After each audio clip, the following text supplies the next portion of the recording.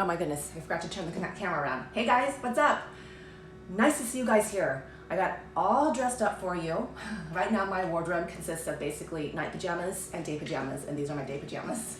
It's kind of nice actually. Anyway, I'm so happy you're here and that you guys are interested in, oh hey Melissa, hey Holly. Interested in keeping your nutrition on check when we are stuck inside for this 30-day quarantine. This is crazy. Anyway, before I go on and answer all your questions, I wanted to make a smoothie. Yes, an MC Fit Quarantine Edition smoothie.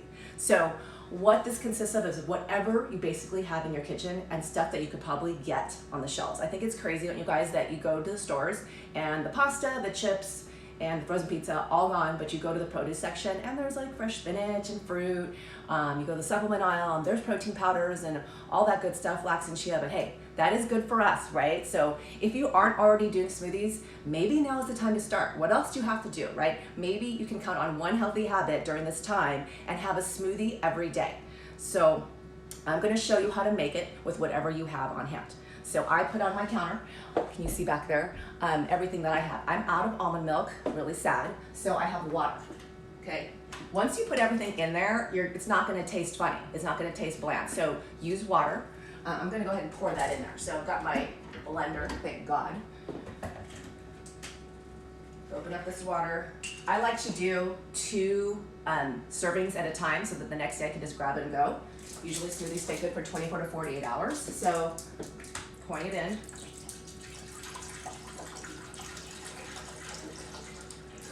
(16 ounces), okay? And then when I make my smoothies, I go light to heavy on the ingredients. So if you do that, what happens is it actually compresses all the air. Sometimes if you guys have smoothies, have you ever noticed that you get bloated or just feel burpy? That's because there's too much air in that smoothie. So light to heavy on the ingredients. Spinach, guys, this is available. So I bought a ton of this at Vaughn's, and if you want, you can freeze it. So buy a lot of it, put it in Ziploc baggies, throw it in your freezer. Freeze it right when you get it, because when you do, it actually preserves the freshness of when you get it. So if you wait till it gets old, it's a little bit older. There's nothing wrong with it, but, oh, hey, Amy, Becky, oh, nice to see you guys. Anyway, freeze it right when you get it. Just, again, get a bunch of it, freeze it, and it'll stay fresh, and you'll get some good nutrients out of it. So I'm gonna put my spinach in right now. I'm running low, but at least I froze some. Okay, so a handful's good, or however much you wanna get. You can never go wrong. This is kind of like a freebie, right? As much spinach, as much greens as you wanna have, all good. Then, remember I said light to heavy. So the next heavy ingredient, I don't have almond butter. I run out, which is really sad because I could marry almond butter. It's so good.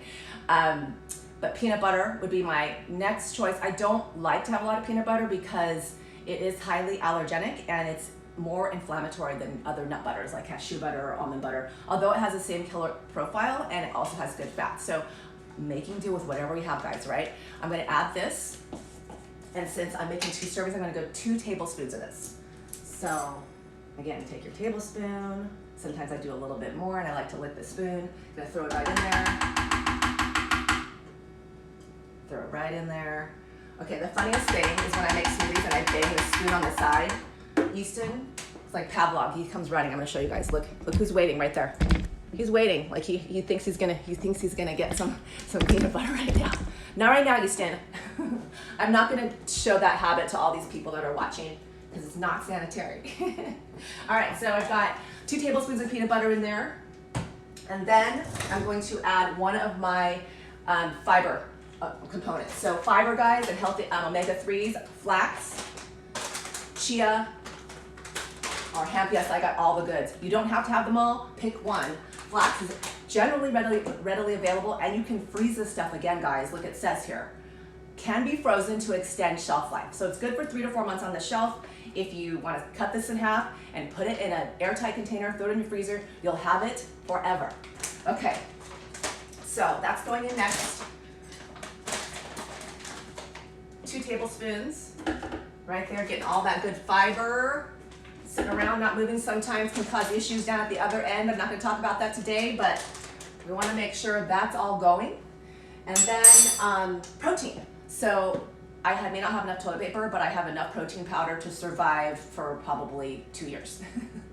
It's all good. So you can find that. I went to Whole Foods and they were so stocked with protein powder. I think even Trader Joe's had it. So my favorites, Sun Warrior, this is the vegan version. Collagen, Dr. Axe, Ancient Nutrition, they're the same company. Amazing. It has 5 types of different collagen to help not only with your hair and skin and nails to look beautiful, but also your joints. So try to find one with 5, and I highly recommend this one. And then 2 versions of the whey protein. If you have issues with dairy, whey might not be the choice for you, but this is the Trader Joe's version, super clean, really good. And this is Tara's Whey. You can, I don't know if you can get it online anymore, but Whole Foods has it. It's a little bit more expensive, but this is my favorite. All right, so what I'm gonna choose today is my vegan option. I'm not gonna lift weights today. Usually I do whey when I lift weights, and again, I will talk about that later.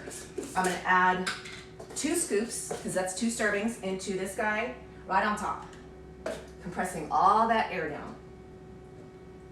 Okay, it's in, it's ready to go. I'm going to, it's all done, okay? I don't have any fruit in there, guys. Fruit, I like to save for later in the day. So if you're gonna have a smoothie and it's gonna be after your workout or sometime after 11, it is after 11 now, but this is my first meal of the day, I would say add that later. You don't wanna spike that blood sugar. And if you're gonna add fruit, 1/2 cup to a cup at the most, okay? Don't go to Jamba Juice and get those, they're basically desserts in a cup where they're like disguised as being healthy. No, not good. Anyway, so here it's ready to go. I'm gonna put the lid on. And then when you blend it, you guys, okay, I've got a Jamba Juice blender though. You're gonna blend it on low first, okay? So take it, blend it on low. I'm just gonna do it for a second because it's an annoying sound. Quiet blender. Blend it on low for about 30 seconds. It gets the blades lubricated and it just mixes all of that stuff together so you get it nice and condensed. Once you've done that, then you can add the ice. So pretend that was 30 seconds. Grab your ice, put it in by a big handful, and then blend it on high for another minute. That way, again, you're getting everything mixed together, broken down, and you will have something that's consistent. And you'll have, like, you know, what's the worst things when you're having a smoothie and the spinach leaf gets stuck in your teeth? It's gross. It totally ruins your whole experience of a smoothie, right? So you want everything to be emulsified, blended, all those greens broken down, all the nuts, everything just consistent and blended down without any air pockets. If you're finding that you have a smoothie and you feel bloated or burpy, like I talked about earlier, it's probably because of that, or it could be one of your ingredients, like a whey protein or something. So you have to look into that. But a lot of times it's because it's not blended right. All right, that is my quarantine smoothie, and I would love to hear if you guys are making smoothies and if you, whatever you have in your house, right? Call it like the everything but the kitchen sink smoothie. Okay, now on to your questions. Oh, hey, Aubrey. Okay, I'm gonna go over here. I have your questions on my computer, so I'm gonna look them up. Let me just pull it up really quickly. Hello, hello. Okay, the first one, it's from Becky, and I think it's a super important one. Hey, Todd. Hey, Jocelyn. Kim, hey. Because I've got this a lot, and I'm seeing the memes out there, right, of like this little chubby baby. I've eaten all the quarantine snacks, and what do I do? Oh, how do I not eat them all? So yeah, your house is stocked, and mostly for the kids, we're home. The real question is not about like figuring out how to not eat them, is really understanding what triggers you to eat them. So, you know, we're under a huge amount of stress right now. Our lives are turned upside down. We're trying to, you know, do homeschooling with the kids, figure that out, and not even knowing what's going to happen the next day. Really cueing in to why you are eating them. So what triggers you? You know, you're home, or maybe you just had a stressful moment with your kids. Oh my gosh, I really want to have those crackers right now. So paying attention to those cues, and then really asking yourself, is it hunger or is it habit? Okay, if you're truly hungry, anything will sound good. A bag of carrots, you know, something, anything. But if it's a habit, it's usually at a certain time. It's usually because something has happened, right? Everyone has talked about this. My clients are always saying, when I get home, you know, it's 5 o'clock, I just want that glass of wine. There's something that triggers you to have that. So having other tools that you can go to besides that glass of wine or that box of crackers or whatever it is that you know you're snacking on is helpful. So you know what I want to do right now? I want you all to go get a piece of paper. I'll wait. Go get a piece of paper. It's gonna take like, I don't know, 5 minutes. Go get a piece of paper. I'll wait. Piece of paper and a pen. We're gonna do this exercise together. I do this with my clients, and I think it's really helpful. So what we're gonna do is what I call the quarantine self-care toolbox, right? Just knowing that you have control over what it is that you're craving, and you can choose other things. I'm not saying you can't have your glass of wine, your chips and guacamole or whatever, knowing that's in your toolbox too, but then knowing you could also choose something else when you really feel like you need something, right? To control anger, to control your emotions, to control stress. So first question, you guys, I hope you have your piece of paper and pen. Write it down. What are your food tools? Write them down. I don't care. Mine, I'm gonna write it down. Chardonnay, down. Chard. I love guac and chips. Guac and chips. I'm acknowledging it. Yes, I own it. And then chocolate chip cookies. Those are my 3. I don't care if you guys have more. Write it down. Put it down there. Know that you can go to these things if you need to, but not all the time, okay? So the second thing I want you guys to write down are what are your connection tools? How do you feel closer to yourself, somebody else? What do you do? So I wrote going shopping with a girlfriend, which we can't do now. But my other thing is talking on the phone with my sister. Hey, Megan. Hello, Sandra. So those are a couple things. So I want you to write that down. Maybe it is going on a walk with your husband, or whatever it is that makes you feel more connected to someone else or to yourself that calms you down. Write it down, okay? Write it down.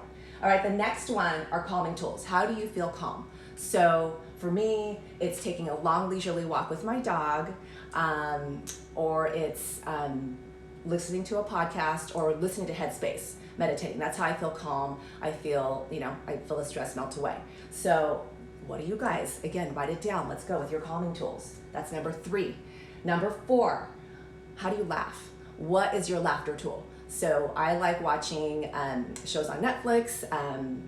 Ali Wong, the hilarious, don't watch it with your kids, but that's so funny. Schitt's Creek is another really funny show that I go to laugh. And then the next one, so that's number 4, right? Those are your laughter tools. We all need to laugh during this time. And then number 5, what is an energizing tool? How do you get energy? I know we don't have the gym anymore, but there's other ways, right? You can still work out at home. I wrote like hot yoga, going on a hike, listening to my favorite music, right? Who doesn't love just putting on your favorite tunes and just like rocking out, whatever it is, you dance around your house or just clean the house while listening to it. Those are some really good ones. So again, what are some energizing tools? And finally, your last one, what do you do when you're pissed? Pissed off. I mean, do you go play a sport? Do you hit a punching bag?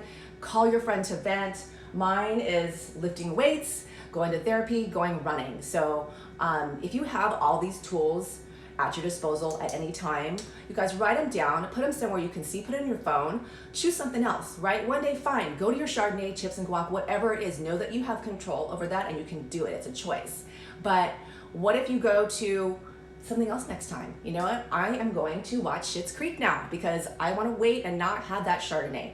I bet you if you do that, that craving will go away.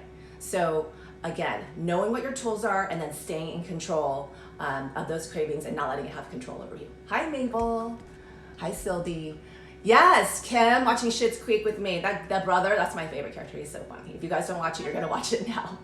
All right, so the other questions I had, sorry, I went on a tangent on that one, but I know that's one that's really common. The emotional eating and stress eating is so common. There's nothing wrong with it. We just have been conditioned to that since we were little, right? We would get good grades, here's some pizza, win a game, here's some ice cream, all those things. So acknowledge it, but know that you actually have control over it. So the next question I had are, what are good comfort foods? That's for my cousin Emily. Hey, Emily. So comfort foods is what is different for everybody. What I think of comfort foods is as warm and filling and, stews and soups. Those are all awesome. If you have a crock pot or an Instant Pot, those are ways you can make them and they're super healthy. If you want, again, using those frozen vegetables, throw a bunch of those in there to increase that nutrient quotient. Other ways you can make it healthier is taking out like the pastas and the rice and using butternut squash, spaghetti squash, chopped up sweet potato, those kinds of things. And even if you don't make a soup, to me, I like just putting something warm on top of like a salad or a bed of greens. So I like over easy eggs. I know it's weird, but I'll do a bed of spinach and it serves as the dressing, or even like that over a hot baked sweet potato. So again, using what we have to make ourselves as healthy as possible. Okay, number 3 question, is Lactaid okay to substitute for coconut milk? So that's from Aubrey. And you know what? Lactate isn't something that I like because it has higher amounts of sugar in it. And the sugar is not added, it's coming from the milk actually. But when you look at profiles like almond milk or coconut milk, it's low in sugar, they're low in calories by half. But I understand you might not be able to get it. So if you need it and you're using it for a smoothie, I would say use the lactate. I mean, there is something, it has vitamin D, it has protein, but cut it in half, use your water. So go half lactate, half water, so that you're cutting that sugar down. And then when you can find it and it's available, get that shelf-stable coconut milk, the stuff in the those rectangular cartons that you can just buy a ton of and keep on the shelf. Hopefully that answers your question, Aubrey. I don't know what you're using it for, if you're just drinking it straight up or you're using it in a smoothie. But okay to buy it if there's nothing else, but try to cut it down with water. Other questions. Tamar. Okay, what are some blood treats? I'm gonna go out on a limb and think she meant good treats, because I don't know what blood treats are and I don't know how to hi Holly, answer that. So you're welcome, Aubrey.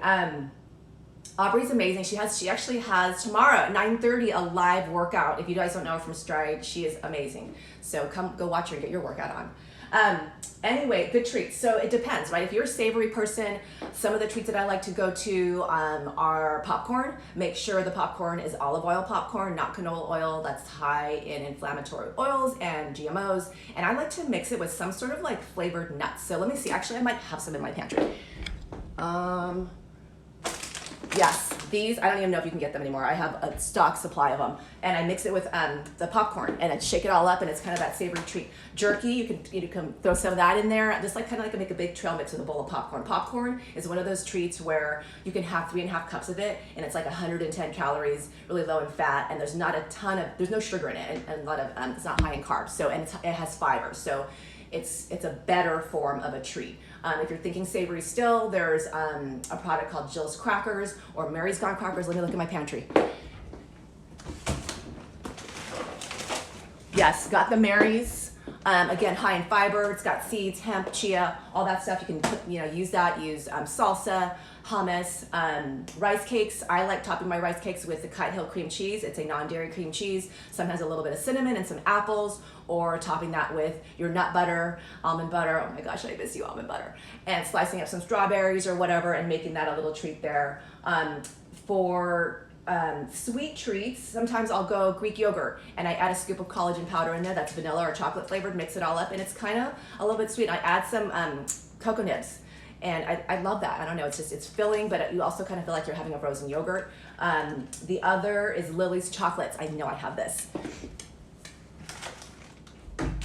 Okay, well, I've been eating it, but Lily's Chocolates, they have that. I think I saw it at Vons. The thing I like about this, it's sweetened, not with maltitol, which can upset your stomach. It's with erythritol. And if you're counting sugars and carbs, it's not gonna spike your blood sugar. It has 1 gram of sugar. And the carbs are 22 grams, but fiber in this is 11. So if you're counting carbs, you can subtract that 11 and it's 10 grams of net carbs. So good, it's really yummy. What else? Protein sources. Next question. Okay, so this was from Sharon, and I like this question too because I went to Vons and there was no chicken on the shelves, no turkey, nothing. Hey Sharon, speaking of, hey Mo, my sister came, and Lydia. Okay, yes, I will provide more smoothie recipes. I will post those. I have a ton. The protein sources. So it's kind of crazy, right? You can't get chicken, you can't get turkey. All this stuff is gone. It's actually a good time to try vegan. I don't love the processed vegan stuff, but there are some decent brands out there. The Beyond Meat, that freezer section was full. They have the sausages, the Beyond Meat patties, and if you aren't used to eating vegan, it actually tastes like a real beef patty. So if you need a protein source, these patties contain like 25 grams, so it'll get you there. Again, not something I want you to eat every day, but we're doing the best we can with what we have, right?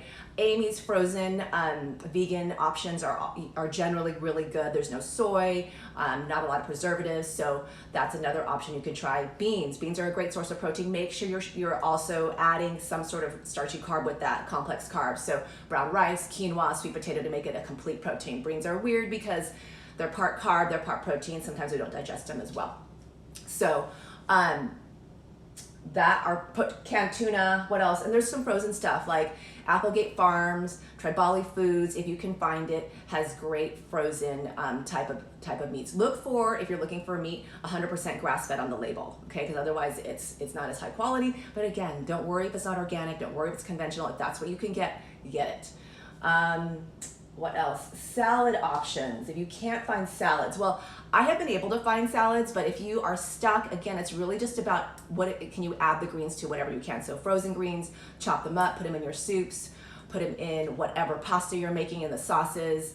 I really don't know how to substitute fresh greens if you can't find it, but any kind of veggies that you can add and chop up and make it like a chopped salad.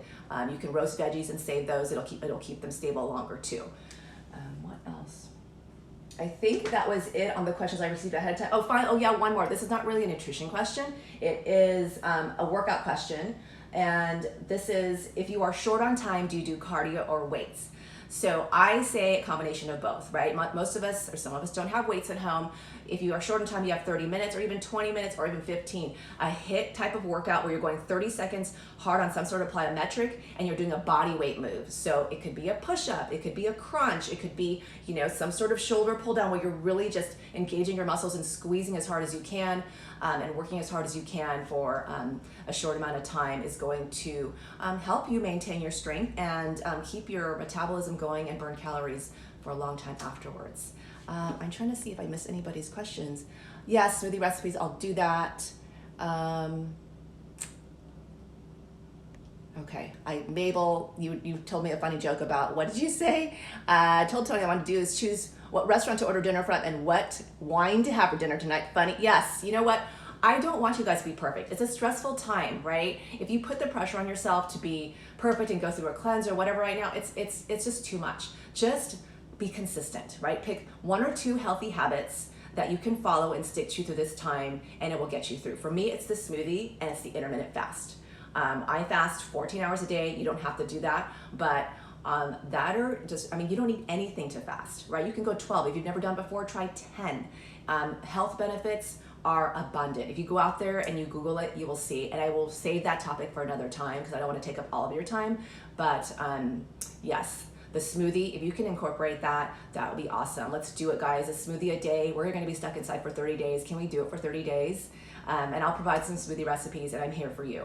All right. Thank you so much for joining me. I'm going to try to come on once a week, if not more. I will let you know ahead of time when I do. Send your questions my way. All right. I love you guys. Sending you big virtual hugs. I'll see you again here soon.